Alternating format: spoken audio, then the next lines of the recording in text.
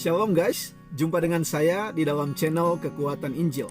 Bagaimana mensejajarkan kehidupan kita dengan Injil Kristus atau dengan firman Tuhan. Kiranya saudaraku dalam kondisi yang baik dapat beraktivitas di hari ini dengan sukacita dan damai sejahtera daripada Kristus.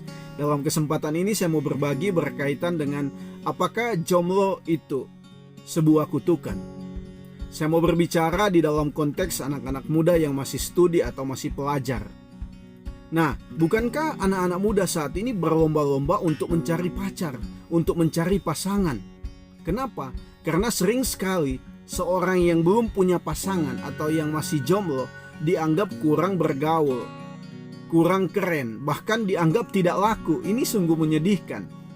Nah, sehingga orang ini mungkin minder di dalam komunitasnya. Dia merasa tersisihkan. Nah, ini kita harus tahu sebenarnya ketika kita masih dalam kondisi studi, kita harus tahu bahwa jomblo itu adalah berkat. Ini menurut saya. Kenapa? Yang pertama, seorang yang masih jomblo dalam konteksnya sebagai seorang pelajar, dia akan fokus untuk menyatakan kasihnya secara benar. Di dalam Alkitab Tuhan Yesus berkata, "Kasihilah Tuhan Allahmu dengan segenap hatimu dan dengan segenap jiwamu dan dengan segenap akal budimu."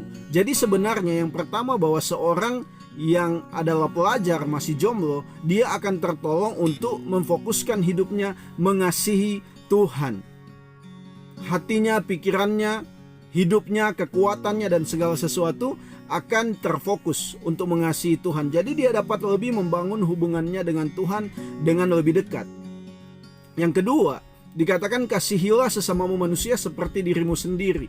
Sering sekali orang yang sudah berpacaran terkekang oleh pacarnya sendiri, sehingga dia tidak lagi bebas berkomunikasi, menebarkan kasih, menebarkan terang kepada sesamanya. Bahkan juga terkadang ketika orang sudah berpacaran, sahabat dekatnya tidak lagi bisa berkomunikasi dengan dia. Itu ada pengalaman yang demikian.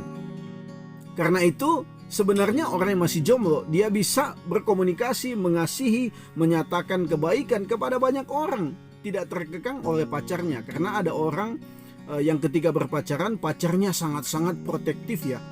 Kemanapun ditanya dan lain sebagainya, beraktivitas apapun ditanya. Nah, jadi dia dapat menfokuskan diri untuk mengasihi Tuhan dan sesama. Yang ketiga, dia dapat melakukan kewajibannya sebagai seorang yang masih studi. Jadi tugasnya itu belajar, menambah pengetahuan, mendalami sesuatu supaya apa yang dia cita-citakan di masa depan itu terjadi, itu bisa dicapai. Sering sekali orang yang sudah berpacaran, dia kehilangan kesempatan untuk mencapai cita-cita. Mungkin ada juga yang jatuh di dalam dosa, mungkin ada yang terkekang oleh pacarnya, mungkin ada waktu-waktu di mana seharusnya dia belajar tetapi dia tidak belajar. Hanya ngedate, hanya nelpon. Bahkan ada anak-anak muda banyak sekali yang nelpon sampai subuh, sampai tengah malam, sehingga menghilangkan waktunya untuk dia bisa belajar dengan baik. Jadi sebenarnya seorang yang jomblo, dia bisa memperbanyak waktunya, akan menfokuskan dirinya kepada studinya. Jadi sangat-sangat tertolong. Sehingga dia tidak terkekang, dia tidak terikat dengan siapapun.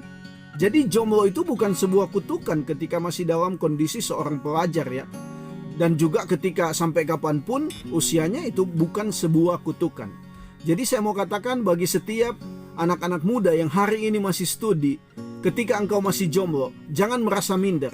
Jangan merasa engkau kurang pergaulan. Banyak juga orang yang jomblo, tetapi banyak sekali orang yang mau bersahabat, mau berteman dengan dia.